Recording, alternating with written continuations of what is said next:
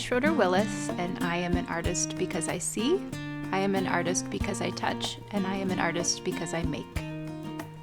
The reason why I like to pinch pots versus work in any other method is because I love the way that every single spot on that pot has been handled by me and that my finger marks touch every single place on that piece in order to create it. And when I have an object that I've made and I hand that object to you as the owner of that piece or the user of that piece, that it's like our hands are touching, that it's this really beautiful way of intimacy and relationship between two people who may or may have not ever met. And I like that dialogue that happens between object and person. So I started pinching initially when I was in undergrad. I had already been throwing pots at that point for 3 years, and probably 4 years actually at that time. And I had taken piano lessons for 10 years, and my teacher taught us a very unergonomic way of playing piano. She was always swatting our wrists to make sure we were playing piano like this. And as all of us know now, that is a very, very poor position for your wrists. So when I started more seriously wheel throwing, I started having very, very bad problems with carpal tunnel. Tendinitis was horrid. I would sleep at night with rollerblading wrist guards on because I couldn't sleep at night because I'd roll over on my hands and it would hurt so bad I'd wake up. So I had to figure out how to keep working in clay because I couldn't do it by throwing on the wheel. And at that time, Margaret Bowles was teaching at the University of Minnesota, and she worked in many different ways of clay. So she worked with wheel throwing, slab building, pinching, and she really encouraged me to try either slab building or pinching. And so I kind of started going in that avenue.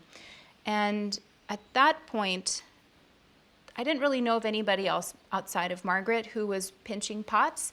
And so I thought, I'm going to make pinch pots beautiful and elegant and dainty and feminine, because all of the pinch pots I had ever seen were really kind of rough and really like manhandled, and nothing about them was delicate. So I wanted to make pots that fit that persona. So I tried to make them dainty and feminine in some ways. I keep a sketchbook of ideas that I work out of regularly. I oftentimes find that having a sketchbook helps me to alleviate problems in the work that I'm making. So instead of being halfway through a project and realizing that was a really bad idea, that I've worked a lot of it out on paper, and I can start to see the ways that I could alter things or shift things in order to make that object more successful. So it's just another way of kind of streamlining my process as an artist, is to be able to erase lines and change shapes and forms on a 2-dimensional level versus trying to rethink things on a 3-dimensional level. It makes it much easier. And I feel like also the more you have repetition in drawing a line, I find that my hands are able to make that line more easily in the process of creating it with coils and pinching it into shape. So oftentimes, like if there's a form that I'm trying to get, or a spout or a lip, I'll actually sit in my studio and repeatedly draw that specific gesture over and over and over again in order for my hands to know how that movement is. Also, I'll write a lot of times artists who I'm looking at, books that I want to read, and it just kind of becomes this catch-all for everything that I'm interested in, because oftentimes as you're talking with people in the studio or at other places, names get brought up, and you just have to have a place where all that stuff ends up. And that's what my sketchbook is for me.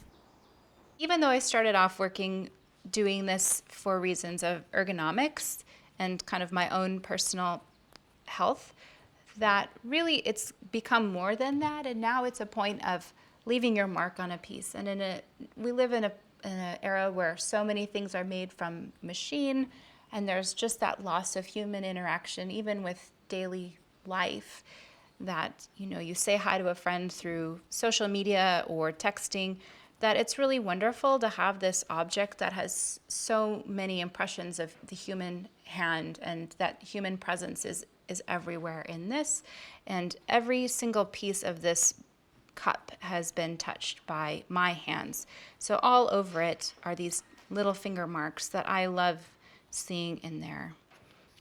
And that has become really important to the way I make my work, because I think that it's really important in our life that you have that kind of human touch. One of the books I really like is the book Wabi Sabi by Leonard Cohen. And I really like how he talks about the imperfect in all these different objects. And it's a very Eastern philosophy, but I like the way he talks about it in the everyday and as artists, how we can embrace those things. And I feel like my work is a lot about that, embracing the imperfect in those lines that are gestural and not necessarily so symmetrical.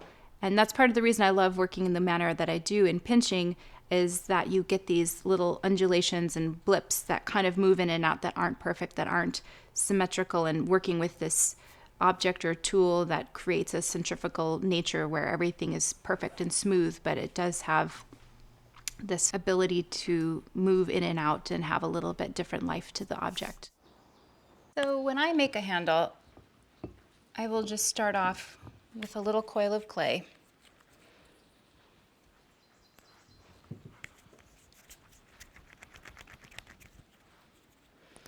And I will use my thumbs and kind of pinch straight down the center of it to create a line. And it's kind of like when you see a pulled handle, there is like a line from where the maker has pulled their fingers down there. This is kind of a similar thing. But I also really like it because I feel like the way that you pinch a handle, I had somebody once remark that it was nice because they were saying it's like you have road bumps in it, because oftentimes if you have a really slippery, slick handle, as you're holding it, your hand can kind of move if the cup is full of liquid. And she was saying how much she liked the hand-built pinched handles because it kind of gave your handle a little bit more grip because there was those finger marks in it. The most difficult thing to do in the studio is to show up. I think that there's so many things that happen in life that make it so difficult to come every week, every month, every year, that it's part of the reason why I love being a part of this group, is that it's something that pushes me to keep going further in my career. When there's days with my son that he's crying and I just want to stay home and watch movies and eat popcorn, I feel like I need to keep pushing myself forward. When I see our group moving itself forward in everybody's individual practices, it pushes me to become a better artist. And so I think the hardest thing is keep continually pushing yourself to be better than you were today. And then again, just using a damp sponge. So then this has got these lines in. I'll just use my damp sponge to kind of remove that excess off.